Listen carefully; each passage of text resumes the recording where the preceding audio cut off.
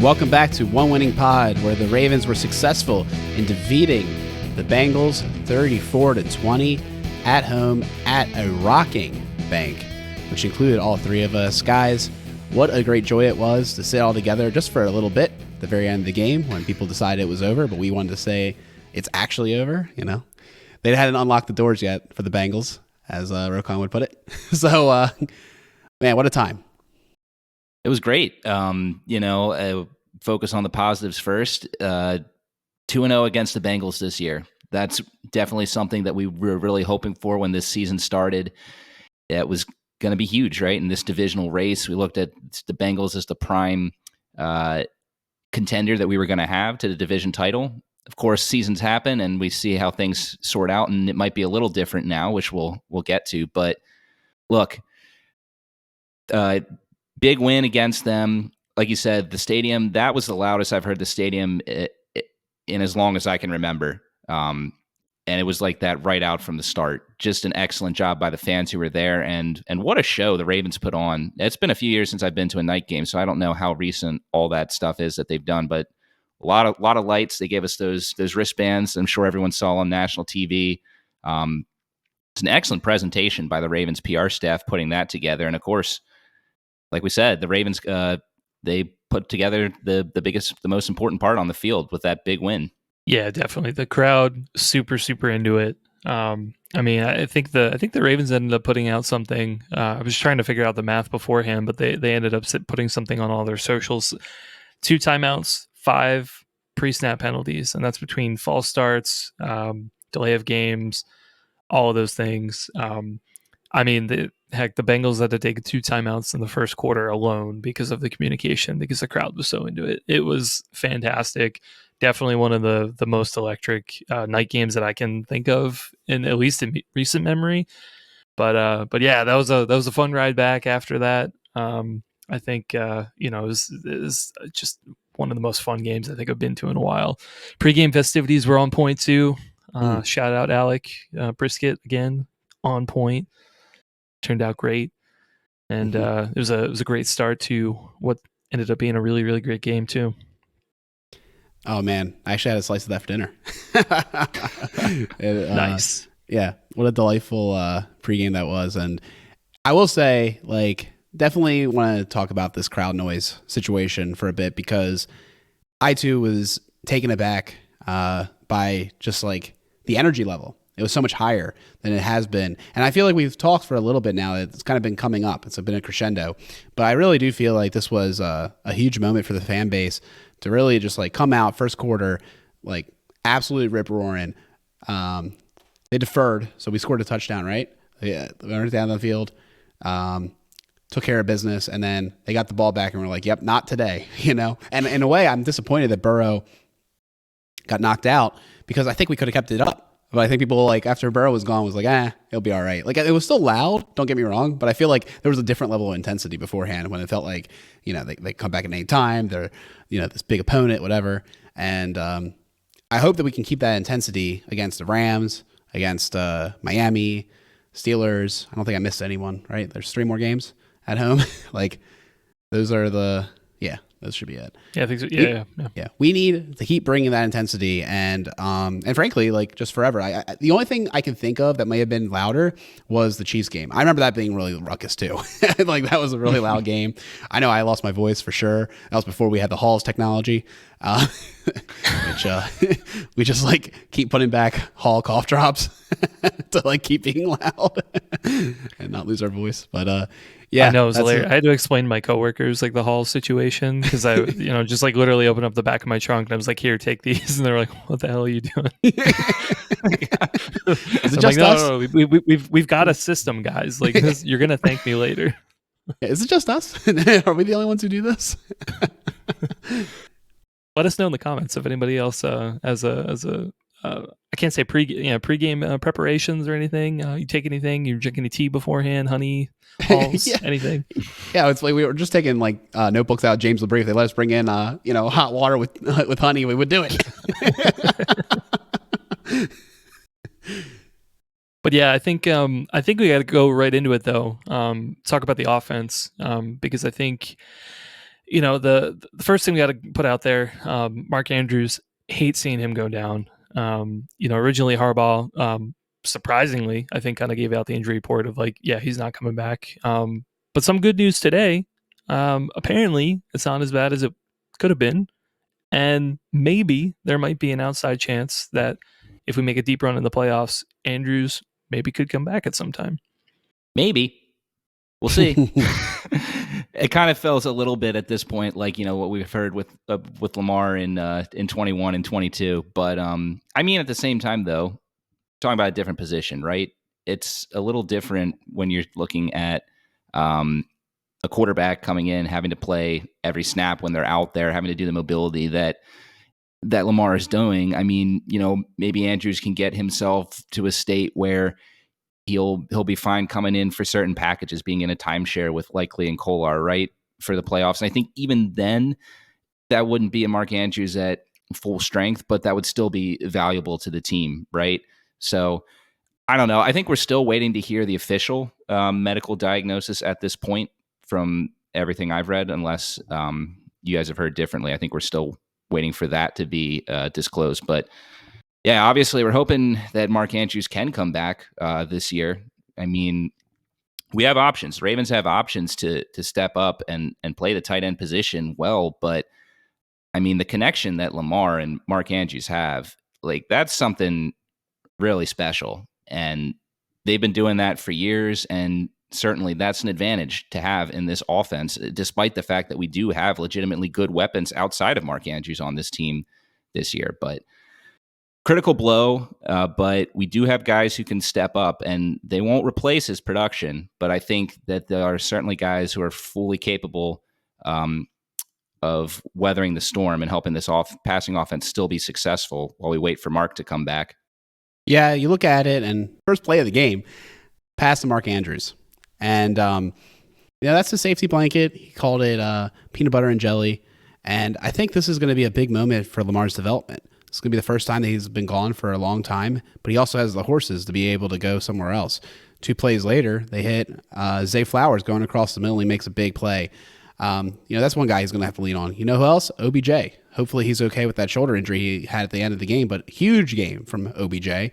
Almost doubled, or not doubled, but he almost had half as many yards in this one game as he's had all season long, which is kind of incredible on many aspects, but he's definitely turning it on. And then Bateman got his first touchdown. So he has people he can throw the ball to. Aguilar made a crazy catch and run for a touchdown. I think all 4 of those guys better than Isaiah Likely. So when people are talking, Likely's going to get snaps, Kolar's going to get snaps, I'm not saying they're not going to get snaps, but when you talk about target share, I think it should go to the wide receivers first and foremost, not so much these tight ends. And I like Isaiah Likely. I think he can be a good player. I think he can get that trust once he gets a better rapport with Lamar. But at this point, I'm thinking to myself, wow, I'm excited for these wide receiver options, Yeah, for sure. I feel like Likely this game, and honestly, we've seen it a couple of games this season too. I think the chemistry is just not there with Lamar. I think, particularly when Lamar escapes the pocket and he's trying to kind of find an opening for Likely, it almost seems like they're just not finding, not kind of shifting around in space in the right way. And so I think there was a pass in this game where I think Lamar wanted to put it on his outside and Likely kind of went inside, and it was just kind of out of his outstretched hands. So there are a couple plays like that where it's just like, if that was Mark and Lamar, you're going to be able to make that catch, potentially even get a couple of yards upfield because they have that feel for each other. But Likely doesn't really have that right now. But I will say, kind of going on to your point with targeting the receivers, definitely agree with that. I think this is a great game by all of them. Honestly, it could have been even better, especially if you take back that holding penalty that they called on OBJ that reversed Zay Flowers' touchdown. But all those guys are playing really, really well. We should talk more about Odell as well.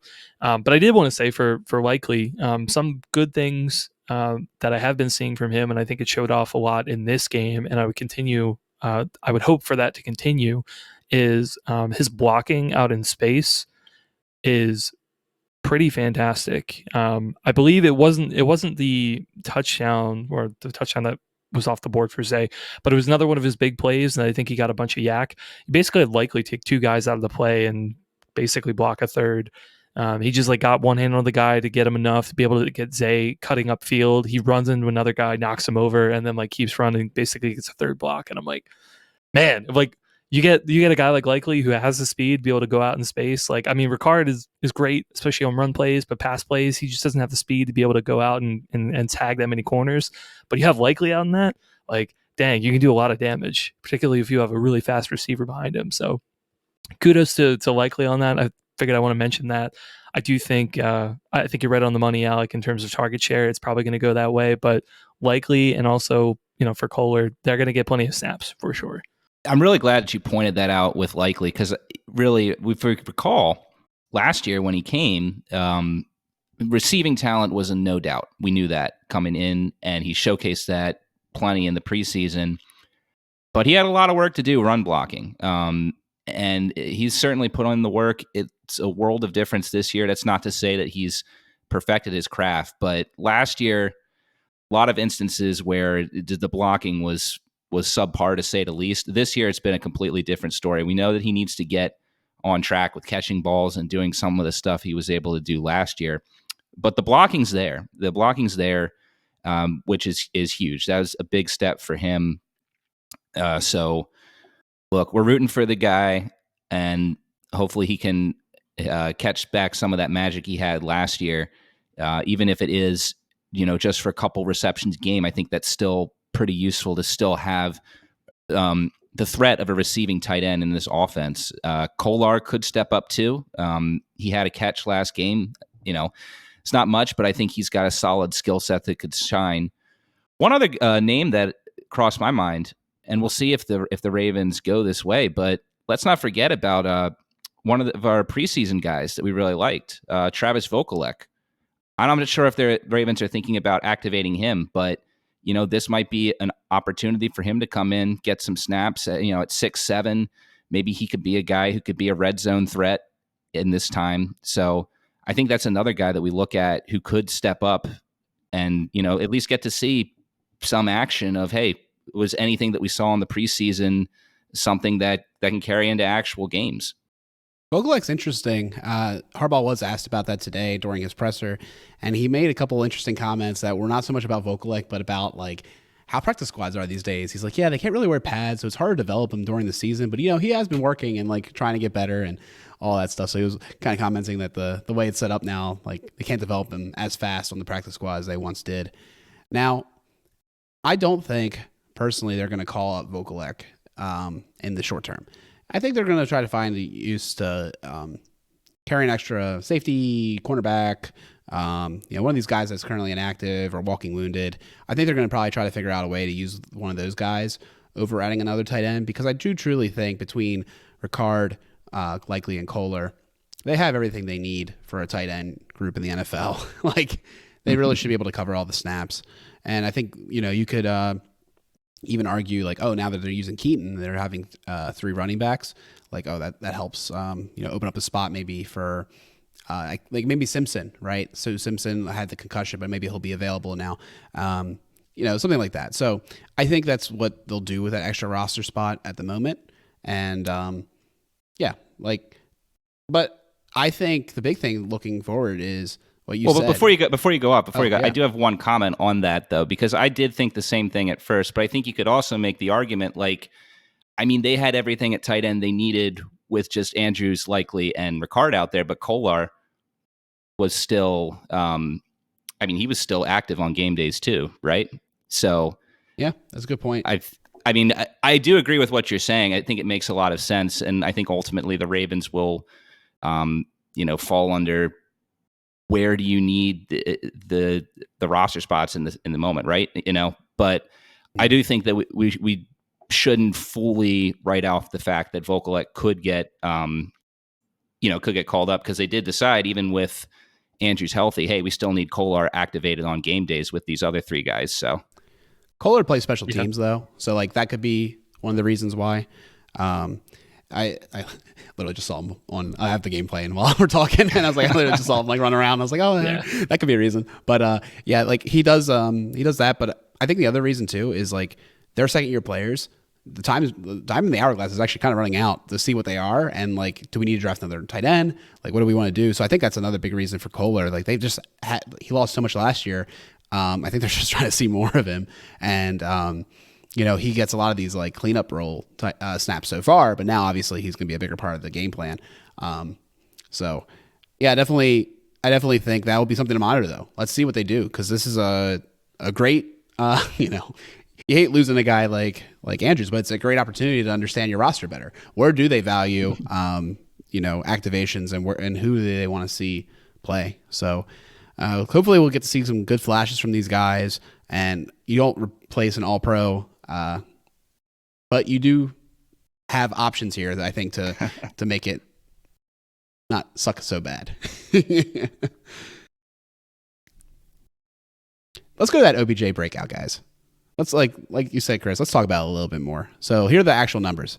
116 yards. And don't forget, another by a hair overthrow on first down to OBJ could have absolutely been a dagger on the second possession of the game to just get a huge, play there, get another touchdown, get points.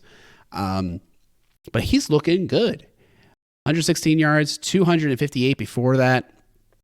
And every once in a while, man, he catches the ball and he did a that I thought he was Zay. I mean, he looked good. He has a little bit of and he's looking he's looking good again. Like, I was so excited to see what we're seeing. Yeah, it was by far the best game we've had from him as a Raven, I think. I think, he was explosive. He was getting open. It didn't really matter what kind of route he was running. There's some more crafty route runs to be able to make space. There were some that he just simply beat his guy on a vertical route. And ball security also like much improved. Like I definitely saw him high in sight, man. I just like saw him like, okay, like, there nobody's punching out those balls from him. So I mean, there were a couple plays I think, that, like you said, they just weren't able to make those connections. But honestly, it was one of those games where you just felt like, okay, this is like the OBJ that we really wanted to have as a dominant number one. And fantastic. 116 yards. It definitely showed off. I think he was one of the strongest players on the offense. Yeah, we finally saw him get back to where he was starting to look like he was going at the beginning of the first Cincinnati game earlier this year. And then we saw him look even better. Honestly, some of those after the catch moves, the deep ball that him and Lamar were able to connect on, the move he was able to put on that DB to get open there. It's only one game. I think we have to remember that. And we also have to remember that maybe this is a matchup that works really well for him because, like I said, first quarter against Cincinnati in Cincinnati this year when it looked like he was ready to break out and then got hurt. And then we didn't see too much when he did come back. Might have still been coming back from injury. Hard to say. But if he can continue to do what he did against Cincinnati, I think that's the guy you're looking at as the security blanket to replace Mark Andrews. Because he's a vet guy. He's been there before. And I think that Zay also has the potential to be that, but we also have to remember, he's a rookie. He's had a couple games this year where he's looked overmatched, a couple games where he's disappeared, despite the fact that he has been sensational this year. Having a vet guy like Odell to step up could be huge for this offense with Andrews out. I'm not saying for certain right now that, I'm saying this is definitely the start of that, but look, we saw an Odell against Cincinnati that we haven't seen all year, and it's something to definitely be excited about, and hopefully this continues. Hopefully the shoulder injury is not too big of a deal. It doesn't slow him down too much, but luckily we only play like one game in 22 days or something ridiculous, so he has a good opportunity to heal up, and I think he'll look good by after the bye for sure. It's not an injury to his lower body. That's the one that would scare me personally. Yeah. I think Zay looked good in this game. Aguilar, not too bad. Bate got his touchdown. Bate, too, he got a target deep. Another guy got a deep target, but unbelievable play. I think it was Taylor Britt who, knocked that ball away. Yep. Yeah. I think that was obviously a great play, and you're like, darn. He's good. could have been it. But, hey, I think, they're working him in. I'm hoping, again, actually, one thing, this is subtle. What's the read progression in these plays now that Andrews isn't there. Because Andrews was definitely like 1 or 2 read, in a lot of these things.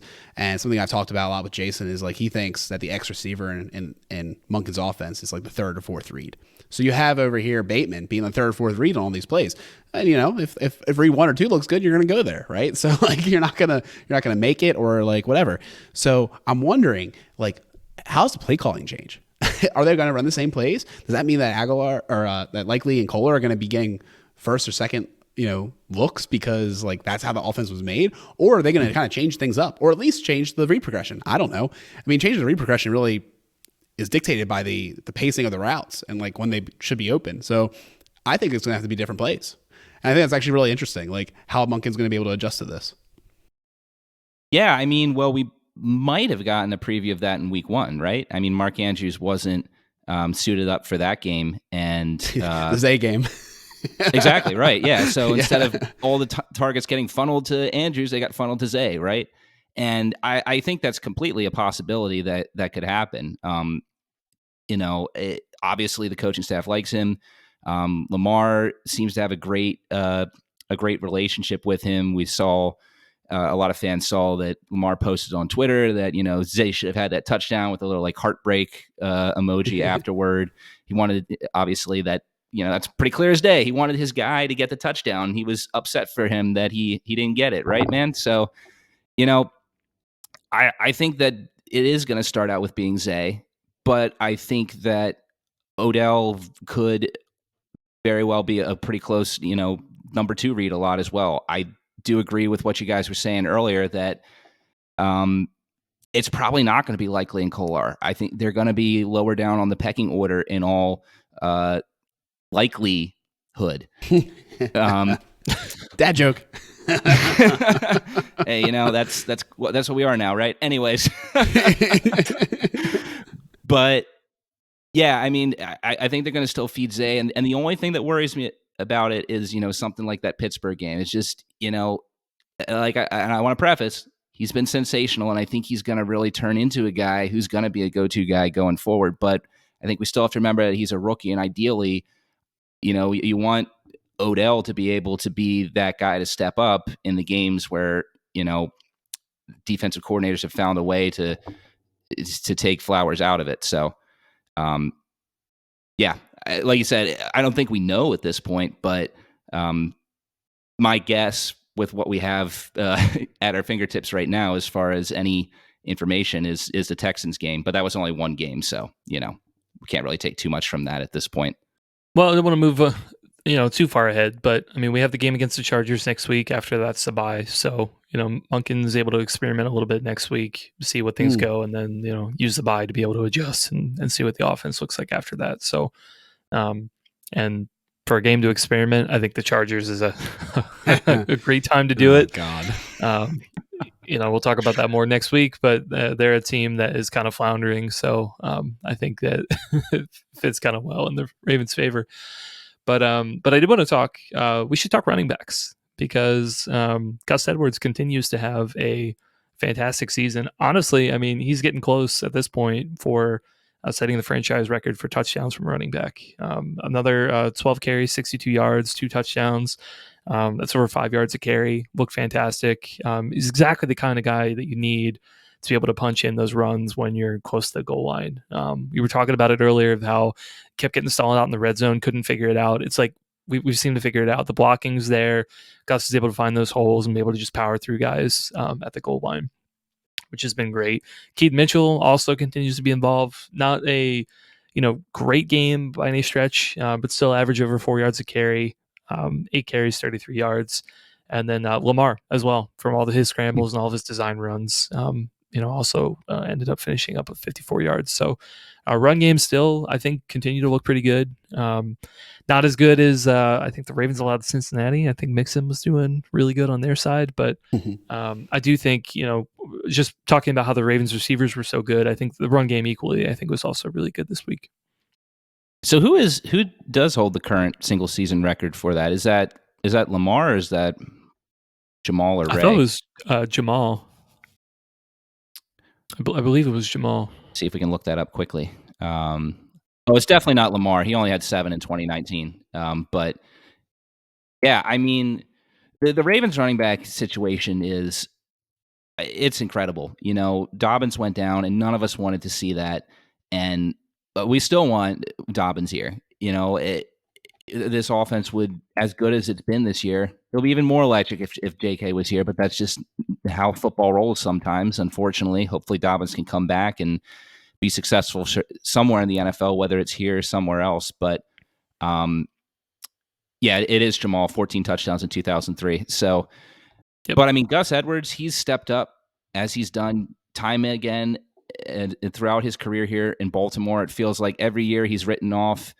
There's some other more exciting running back on the team, someone more explosive, and then every year he's got to have a role, and he does that role admirably every year. And Keaton Mitchell, we knew this guy was a playmaker. We didn't expect what we've seen so far, and the 1-2 punch you have from these guys, the power with Gus, who does have some speed as well, and then just the insane speed with Mitchell. It's an excellent 1-2 punch. I love to see that we're getting some more carries from Mitchell, including some plays where the ball doesn't go to him when he's on the field. I feel like that was necessary for us to do at some point. But yeah, I mean, I think really you just look at it, and the only thing that you have to wonder going forward is just how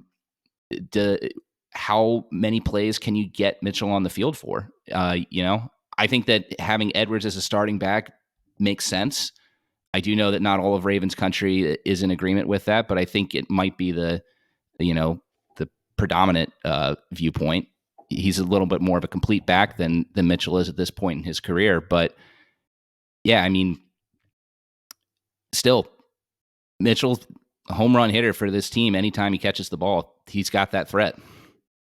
I tell you. So Gus Edwards, we just talked about Jamal touchdown record. He's basically last year's Jamal Williams as far as the league's concerned. 10 touchdowns in 11 games. Jamal had 17 in 17 games. So I think we're seeing Gus just like consistently get those inside the 5 carries, punching it in. And then the rest of it's not too bad either. He has 36 runs this year already for a first down. He's on pace to breaking his 2020 record of 45, or actually 2019 was 46. And he's just doing great. Maybe the yards per carry is down slightly from seasons past, but I still think that he's getting a lot of those short yardage ones. And it's not the worst thing in the world to say, okay, we need 3 yards. We got the 3. Like that's a positive success rate run in my opinion. So then you add in the Keaton Mitchell effect, like you were talking about. Really great to see him being able to get those plays that he was not the primary target on, and also just like clearly being trusted with more things than before. I definitely think I'm curious to see where Keane kind of lies in the. Obviously, he's going to have explosive plays every time he touches the ball. Like that's unsustainable.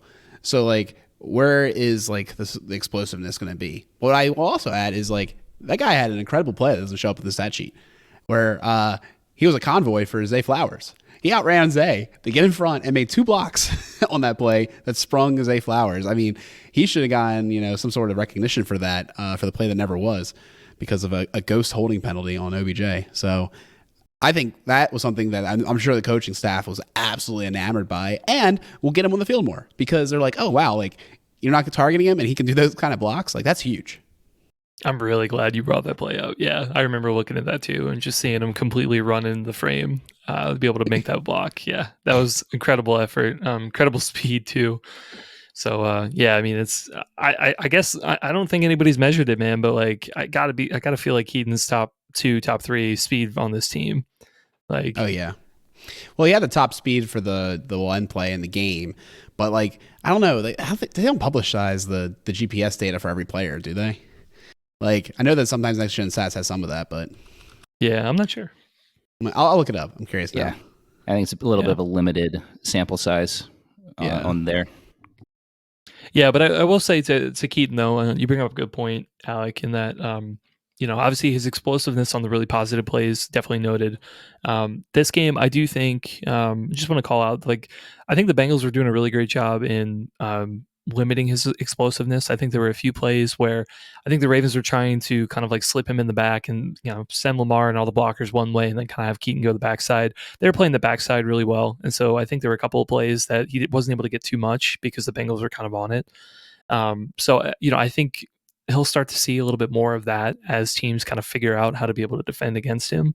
So, the Ravens are going to have to develop a counter to be able to get him to be able to have more of those explosive plays while not, advertising them or making them super obvious of what they're going to do. So it's something he'll learn. I don't blame him, whatsoever on those plays. There's only so much he can do in terms of making guys miss, particularly when you're behind the line of scrimmage. But it's something I think they're going to be continuing to work on and figure out exactly, when you play Gus, when you play Keaton. Well, I will say Keaton got a 20.93 speed, and then Zay Flowers got clocked at 20.37. So there you go. There you go. A little bit faster. I mean, that was obviously like on that particular play in that particular scenario, but there you go. I guess the last thing we want to talk about when we look at the offense would be the offensive line. Obviously, no Ronnie Stanley for this game, so Patrick McCary had to fill in at left tackle. We did get Morgan Moses back, though. He was healthy for this game. The interior was the same guys that we were accustomed to seeing, Simpson, Linderbaum, and Zeitler. I wouldn't say it was a bad game from the offensive line. Certainly felt like one that was a little shaky at times. McCary, I think, held up fine. Did get pressured a couple times, but I don't know. Did you guys have any notable takeaways from the offensive line play for this game? Yeah, I mean, McCary definitely was having some trouble. That's to be expected when you have like really good pass rushers like Hendrickson, but it's going to continue next week with the pass rushers that Chargers have. So I thought, Bosa. I think Bosa may not play, right? Right. Bosa probably is hurt. I think they said it might not be as serious as they once thought, but I could be wrong with that. Yeah. But I do know that, Khalil Mack's there. You have Mack, yep. I would say like still an issue. So yeah, I mean, McCary, hopefully Stanley's back, but we'll see if McCary has to play there. Simpson, I thought he had an okay game, but the problem was he had those penalties. The penalties came back this game. Yeah. That's really been his black mark this whole year. I know. Linderbaum and Zeitler I thought were fine, and then Moses I thought was fine too. So again, it's classic. Like that left side of the line is like what we're concerned about, and hopefully you get a guy like Stanley back. I think he's better than McCary at this point, but not by much. Hopefully, obviously, he keeps getting healthier. Maybe he'll be undeniably better, but I do think you want him in there over McCary. And then Simpson, we're just stuck with him. Like I don't think he's terrible either. It's just like he is what he is at this point. I don't think he's going to be. I don't think the Ravens are ever going to necessarily quote unquote fix him. I think he is what he is, and I like him. I think he's played well this year. Certainly a guy I think that if we find someone better, then you put him there. But I think he's been solid. If you remove the penalties, the penalties of course are a killer. But when he doesn't hold, when he doesn't hold, in my opinion, I think he's been pretty solid. Yeah. So I definitely agree with that. I think that's what his biggest bugaboo is. Yeah. And honestly, I mean, I think the Ravens hope that they would have had his replacement on the roster, i.e. Cleveland, but I think it's definitely very telling that Cleveland doesn't really play that much. So yeah, they kind of missed on that one. But anyway, yeah, I mean, who knows next year? Like find somebody, probably draft 2 guards. Who knows? Yeah, tackle. Maybe the offensive line draft. Who knows? But yeah, I kind of agree with that though. Kind of your assessment. I like the left side. McCary had some good plays. He had some bad plays. The plays that he was able to kind of pass Hendrickson around and Lamar was able to escape out to his left, like it's fine. But there were a couple of plays I think when you had him and then you had the interior kind of let a pass rush up. He had a few sacks. So right side I thought looked pretty good, particularly in run blocking. I think they were pulling pretty well. But yeah. I really want to watch Linderbaum more. I feel like he's been having a pretty good season that I think we've been not noticing as much. But I watched a little bit more of him on my rewatch of this game, but I'm going to be keeping my eye on him a little bit more moving forward to kind of watch him more closely. He's having a great year. He's honestly been my favorite player to watch on the offensive line this year. Certainly looks improved, looks more comfortable, looks stronger. than he did last year, and is still pretty quick. He had a great pull block that really finished off the first touchdown run for Gus in particular. That was one of his big blocks in this game. Yeah, I mean, in my opinion, right now, the most entertaining guy to watch on the offensive line. I think that we can certainly always argue about should the Ravens have taken a center at that point in the draft, but I think that he's really molding into a player who is at least worth that slot in a vacuum. He looks like he's a stud. Yeah, I definitely agree. I think we want to move along to the defense. Maybe we should mention Lamar Jackson's name first. Oh man, we did not talk. Did we not talk about Lamar at all yet? Yeah, you got some time from the. I thought maybe well, would come that's up the thing, from, man.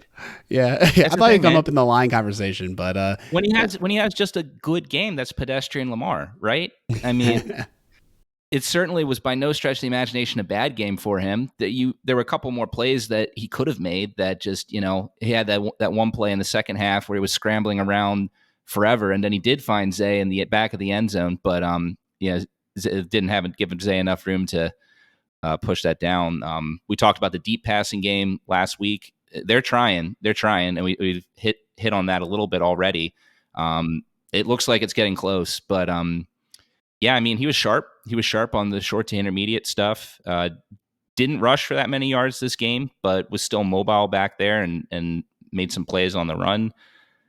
There's just not really much you can point out and say, like, we kind of have to talk about it, because it just felt like this is that it was just baseline Lamar in this game, and that's not even to a disparagement or saying anything bad. It's just like he did the stuff that we expect him to do week in, week out now, and he's really become a player that you can just always expect he's going to play above average out there for you every game this year. I don't think he's had one. Maybe the second half against Pittsburgh, but not that game. Colts no, game. Because that was the receivers. Colts game. That's what I meant. The Colts game. Yeah, Colts game was bad. But yeah. I mean, yeah. I think I agree. You look good. Deep passing game, still work in progress. The only play that sticks out in my mind is not the play that he ended up throwing to Zay, which was a good throw. I think it's just a really hard window to be able to get it into. A little late, yeah. A little late. I feel like that's maybe like a very nit right now. Is I feel like Lamar's maybe a little bit late on some throws. I think it was kind of back to what you were mentioning, Alec, last week about just being able to anticipate where throws are going to be open and kind of throwing people open. I think it's something that Lamar still continues to need to work on a little bit. But yeah, I mean, other than that, like, I feel like there's the only negative play I can think of is one time sitting in the pocket. He's trying to look for somebody to get open. He's probably there for like 5 seconds, ends up determining, hey, I'm going to escape the pocket, runs into Zeiler, and then, kind of gets sacked or gets a yard or something. I'm like, man, like, you pick the right lane, like, and get the first down. I think that the drive stalled, but like, whatever. Like it's not an interception. It's not a fumble. It's not like a negative play. Ball security's been pretty good this week. So all overall positive game from Lamar.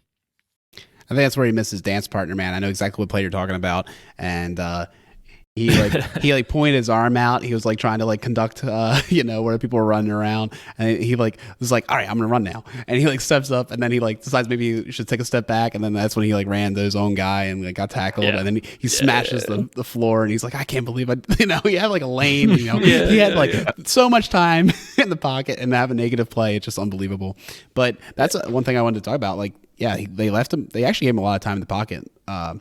When they did, like sometimes a pressure got in early, but typically when he had pockets, they were clean, and they were clean for a while. So good on Lamar, and good on the offensive line. So good, and also good on a national TV game for people to see what Lamar Jackson does. I think it's really important for his narratives that like more and more people get to see, like, oh, look, he can throw dimes. Like he should have been dead to rights, tackled on that pass to Zay, and he like scoops out of it, runs it back, reacquires the field, finds Zay, throws a ball while like rolling to his left on the money that like if the field is literally like 2 inches wider is a touchdown.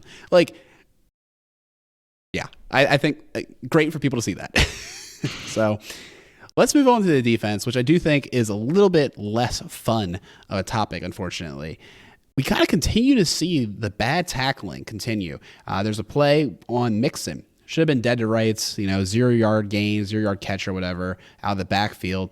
Bounces off of Queen, gets like 10 yards. That was one, but there were multiple. And I think this is something that's becoming a larger concern.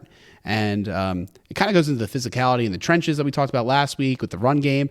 I'm wondering what's going on with this unit as far as tackling. The simple answer might be just, this is a very late time in the season to have a bye week, right? I mean, these guys are run down.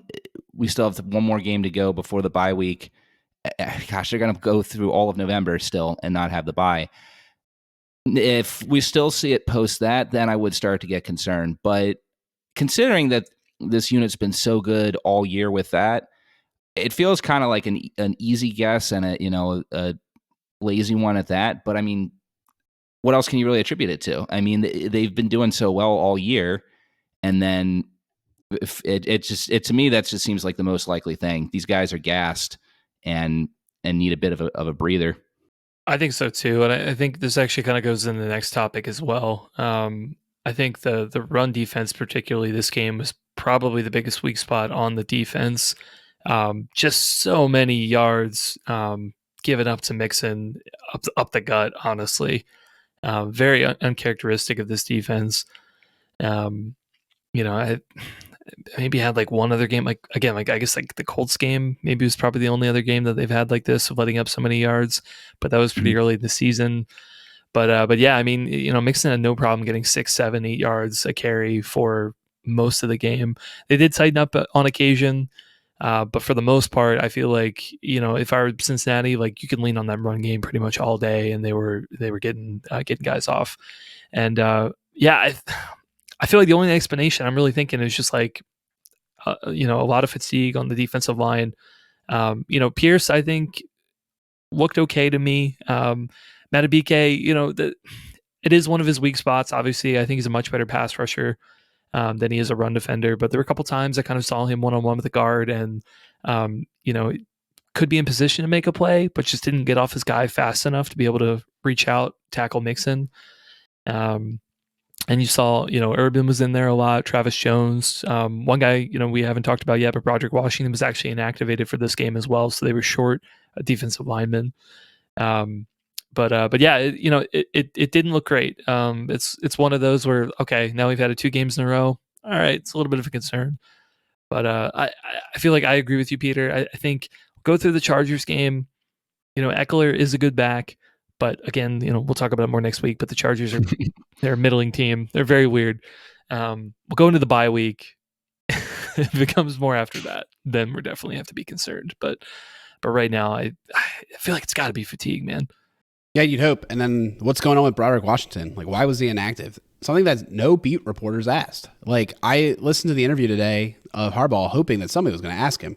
And I was like, surely someone's going to ask him. But no, they asked him all these like questions that don't matter. Like, let's ask him about Mark Andrews' leg one more time. Like, I get that we're optimistic, but I think Harbaugh said almost all he's going to say. They'll have to ask him 3 more times after that. Like, can you tell me what happened to Broderick Washington? Was he sick? Like, surely they don't want to go into a game short defensive lineman. I think they would do a practice squad call up. I mean, that's a position we always see them try to have a certain number. So I thought that was really surprising and not great, obviously, to talk about the trenches getting too many snaps and to miss a guy, even if he's not playing that well.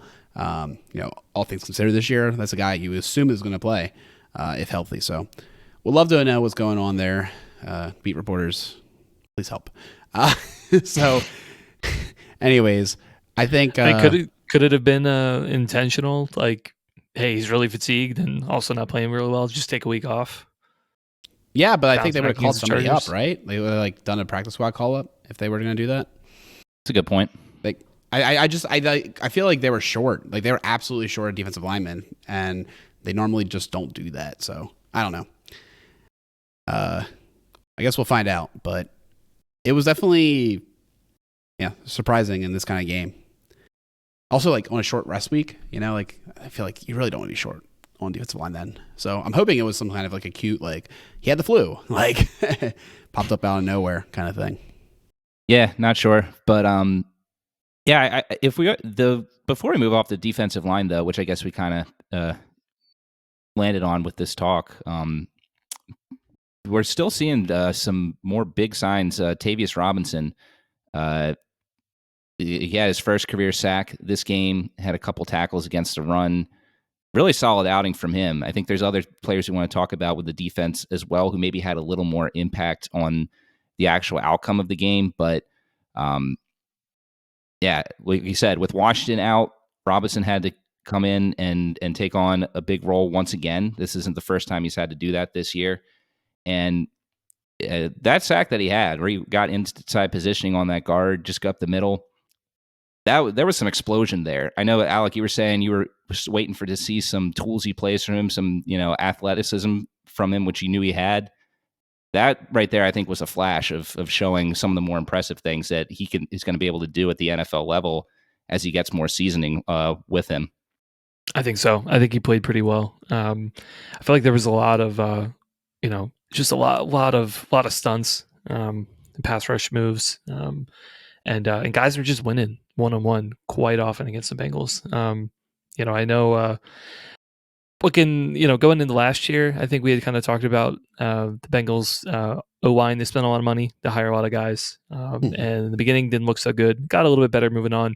It's still, even with adding Orlando Brown, still having a lot of trouble letting up a lot of pressure, not just for Burrow, but for Browning as well in the second half. And yeah, I think guys are just feasting.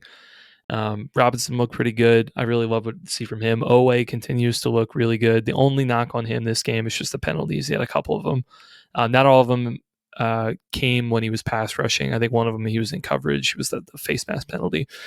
But yeah, that was really the only downside I feel like from him today. But otherwise, I mean, you just look at him. Like he's got the speed, he's got the spin move now, he's got the strength to be able to get guys off him, and he can finish too. Like he's always chasing down the quarterback. So, yeah, and then Van Noy, Clowney, still looking great. I mean, how do we find these guys off the street who have such high production at this level right now? Shout out Off the Couch University. Off the couch, you.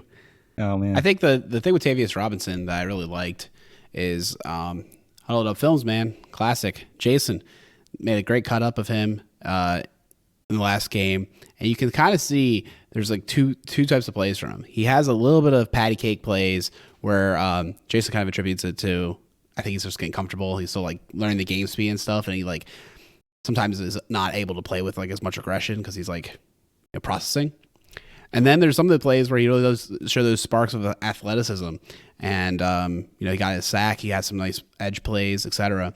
And that's really encouraging because that kind of reminds me of, where Owe was last year. We even saw last year with Owe, after he kind of he had a regression season after his first year, just like not playing as fast as you were hoping or as explosive. And I think this is something that will come with time with him. And if we can find a guy even 80% of Owe in the fourth round, everyone's excited. I think that's great. So I hope to continue to see his development. And I agree with you, Peter. You definitely see some flashes from him this game of his athleticism and like why they drafted him. And the guy's a high motor guy. He's been, I think, pretty good in run defense all year. And then you got to talk about Owe and Van Noy both showing that Mr. Left Tackle Orlando Brown is, maybe not the best left tackle. They both spun on him, both got their sacks, and I think we got the best end of that trade. When we traded, that's right. Yeah, and then he went over. That happened so long ago. I forgot there for a second that that was a trade, and then we got Owe from that. Yeah. No, I mean I don't have any ill will towards Baby Zeus. I thought he was great here. He wanted to be a left tackle. Good for him. He was great here. Now he's not so much. But. Yeah, he really benefited. I mean, I just don't feel the need to call out, a former player. I'm just saying. I'm not saying Alex wrong to do that. I'm just saying, I just enjoy taking the chip shot because I don't know. It just he just cracks me up that he's like, I'm a left tackle, and he's like, but you're definitely a better right tackle. I mean, maybe, and that, that's certainly an argument we could have at another day, and not one that I feel particularly strong each way or the other. I just hope the man, has success in the league because he was good here, and want him to do good things as well, just not at the expense of us. But man, Owe, man, is he having a bounce back year? Man, He's only played in 6 games this year, but he's had a sack in 4 of them. He's forced 2 fumbles, and it's not just the plays he's connecting on. He is in the backfield constantly. And, I don't really know how better to describe it than, when pass rushers are good, like, you can just see it, right? There's just a certain way they kind of fly around the backfield, just, kind of like, I don't know, Batman encircling, the Joker or something. I don't know. But, like, he looks like a force whenever he's out there. And sure, there are things he still needs to work on. Absolutely. But, man, this bounce back season we're seeing from him is exactly what we were hoping for, in my opinion. And, and it's not just a pass rush too. He's making some good plays on against the run as well. Really stepping up big while we still wait for Tyus Bowser to come back. Man, yeah. Where is Bowser? Who knows if we're getting Bowser back or not? But man, Owe, he stepped up. Man, he's stepped up, and he's definitely a big part of this defense this year. Peter, I think what you're trying to say about Owe is something, again, shout out to Huddle Up Films. Like, you want to watch him do all his pass rush snaps, you can. I watched it. He's always collapsing the cone. I mean, he might not be getting a sack, but he's the reason that somebody gets a sack. Or, like, there's pressure in his face and the ball comes out and, he's forced, like, he can't stay in the pocket. I mean, the cone is getting collapsed, man. Arm angles are having to be used. And he's just, I would say he's collapsing the cone maybe like 60% of the plays. Like, it's nuts. Like, I mean, it's just so consistent. Yeah, it's crazy. The good pass rushers, like, it's almost like there isn't really an offensive lineman there. Like, there might actually be somebody there, but they're not really doing anything. Whereas, like, if you know that there's somebody who's not good at pass rushing, like, there's a wall there, and you can tell. And that's really the difference of, like, when you have a team that can just, get sacks at will. Like, okay, yeah, there's people, but, like, they don't matter. They're going to be walked around. But yeah, I mean, so many guys right now just playing really, really, really high level. Like you said, Van Noy also had a sack, also against Orlando Brown. Still looking incredible. Clowney also getting involved. The pass rush, I think, it's got to be, the pass rush and also the combination of the coverage in the back end has probably got to be one of the biggest strengths of this team by far. Well, let's talk about the back end. We've got 2 big players to talk about. One that we've given a lot of praise to, one that's needs to be talked about a little bit more. Let's talk about Ronald Darby. Again, he comes in 3 pass deflections in this matchup. Played great ball. We were kind of wondering, why is Rocky Sin in there? Why is this game, Armour Davis got some snaps. We kind of know why. At the end of the game, it kind of seemed like he could. But I thought Darby, man, he is, dare I say, playing better than Marlowe was. Like, this guy's just, every time he's been playing, has been playing at a super duper high level and been a great pair with Brandon Stevens. Yeah, well, I mean, he got put into the game. Rocky Sin ended up having that big pass interference call that took the Bengals and ended up getting them into the red zone, if I recall. So I think after that they started playing Darby a little bit more. But yeah, it looked pretty great. I mean, I think the play that really stood out to me, I think, was that deep pass to Chase on the sideline. And he ended up basically just pushing Chase out of bounds. He ended up catching it, but out of bounds, and so it was incomplete. So, yeah, I mean, I think he's just a great boundary corner at this point, and just is just aware of where things need to be, and just sticky coverage, and doesn't really have anything blown. And again, for Rock, he had that unfortunate play, the pass interference. It was pretty blatant. It was pretty obvious. We just really haven't had as many negative plays from Darby, and he's been very dependable. Huge question mark. I mean, huge question mark when he was signed. He'd bounced around a lot in the league. When we signed him, I think we posed the question to Mark and KJ in the chat, noted Commanders fans, about him because he played for 1 season in Washington, and I can't even recall if they really remembered who he was. And I think you kind of see what's happened with him so far in the season, and he's a guy who flies under the radar. He had good plays in this game, but I think you look at it and you look at the plays that he made, they're much more, like veteran savvy plays. He's doing the right thing rather than, kind of highlight type of plays. I think that's kind of how he's gone throughout the year. I mean, even on this show, like we've mentioned him before, but never really as a guy that we wanted to highlight as someone who had a big impact on a certain game. And it's just really incredible because, he was a total question mark when we signed him. Like, this guy's been around a lot of plays. Is he any good, or we're just signing him because he's the best available warm body? But he's been critical in helping this secondary this year. Just like you guys said, he's had to come in at certain spots due to matchups, due to, slip up and play by another player, like you just mentioned in this past game with Rocky Sin.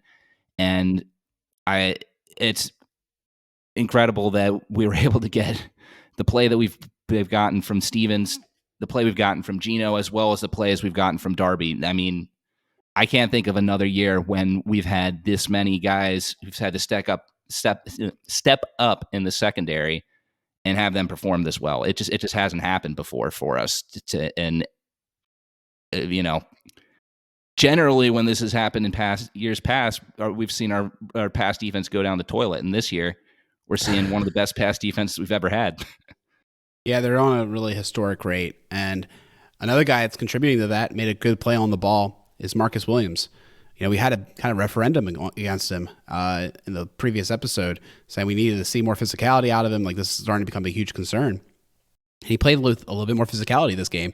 Like, you can see that he's healing a bit. And I hope with the mini bye, that helps a little more. And then obviously the bye, I think this could be a huge stretch of time for him to continue to improve his health and what he can provide to the team. But I thought he looked much better this game, showed some physicality, actually tackled in a couple instances, and had the pass deflection. Yeah, I mean, it's definitely noticeable when he's actually going up and out from the safety spot and actually going up and trying to make a tackle, or at least just being involved in the scrum. It's definitely noticeable. So yeah, it was definitely appreciated. It's still not normal Marcus Williams, I think. There are just some plays I think that I think a healthy Marcus Williams could have played, but it was noticeably a bit better than it was the week before. Definitely agree with that. So yeah, I think it's a good sign for sure. So we'll see what happens in a couple of weeks. Yeah. He gets a couple more weeks under him. We'll see who else comes back as well. So, but yeah, I think he looked okay. Hamilton as well also continued to be really, really great. Another guy, Brandon Stevens as well. I know he did let up that touchdown to Chase late, but other than that, I mean, honestly, like, he has been our best corner this year. Some people might say Marlowe, but he's been hurt. Brandon Stevens, I think by far is, I honestly, like, I think he could be a Pro Bowler. I don't know if all pro, that might be stretching it, but I think he could definitely be a Pro Bowler this year.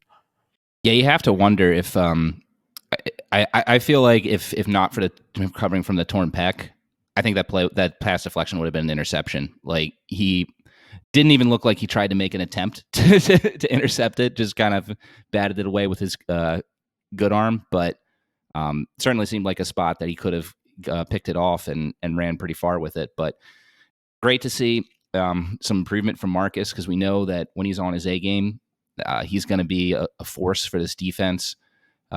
Stevens, yeah, kind of sucked that he gave up the touchdown, but garbage time. So, what are you going to do about that? But yeah, Hamilton continues to have an incredible season.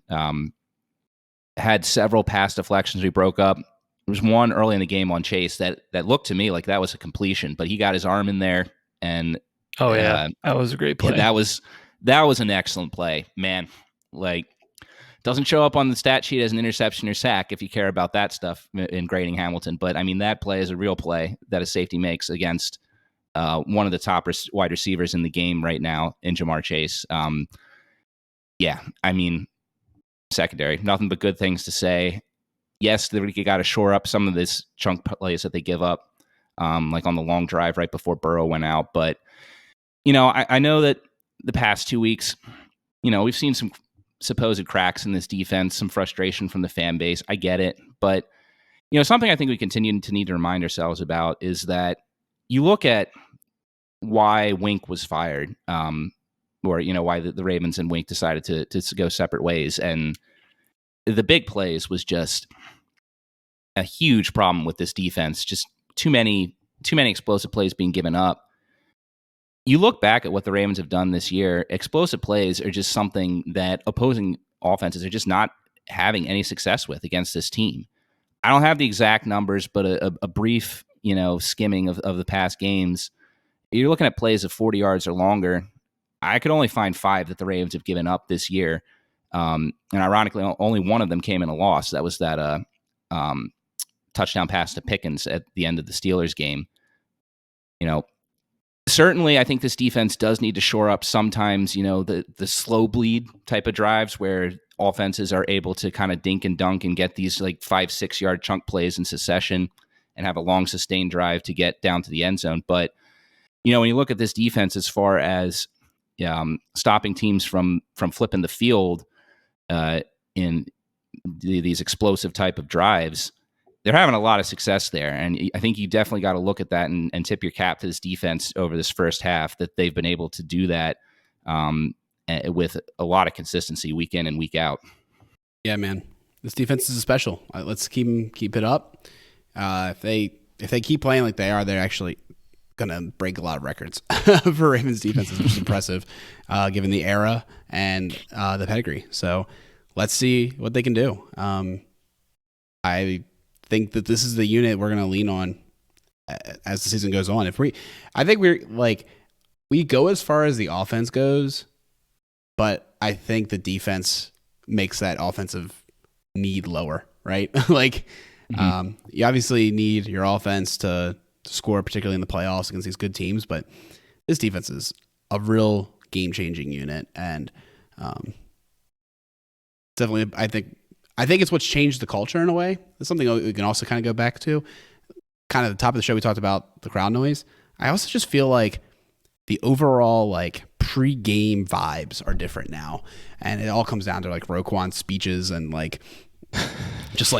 he's doing the Ray Lewis thing, man. He's doing his best impersonation. He fires up people. We haven't had that. Excuse me. We haven't had that guy, and he just he's doing the things, man. And he's he's basically just screaming his head off and people are nodding along. And I just think it's a whole different tone going into games, man. Heads are about to roll every time we go out there now. And I think it's just a little different. Definitely is a little bit different. I definitely appreciated Rose's response to the Jermaine Pratt, a little bit of a Twitter tiff, apparently, which I found out a lot later than I usually do. Just not on Twitter as much, or X, or VX Twitter, or whatever. Yeah, what the heck's going on with that? I haven't even looked into it. I don't know, man. I don't follow it anymore. But what I do follow is I love to follow the spice from player to player fights. Yeah. I think Roe ended up putting Pratt in his place and be like, I'm in the business of what have you done for me lately? And you haven't done anything. I did on the rewatch, watch a lot of Pratt. Did not look good. Got a lot of stiff arms to face. Didn't make a whole lot of tackles. I'm just saying, Logan Wilson, he was definitely all over the place, making his presence known. Pratt, not so much. So, zip it. But anyway, yeah, Roe.